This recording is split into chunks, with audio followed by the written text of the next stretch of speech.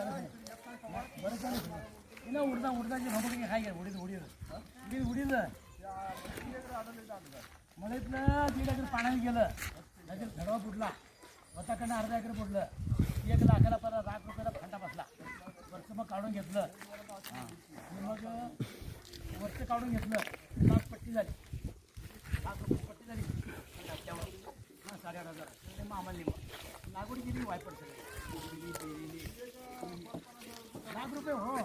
रान 3 फुटलं फक्त झाडाला चांगलं होतं नदी करतं वांग्यात रानते तेव्हा हलका राहणार दिसत नाही ना माती 19 पाणी शिरा लोकांच्या पाशाचं पाणी शिरा झालंय पाणी कुठं आले पाणी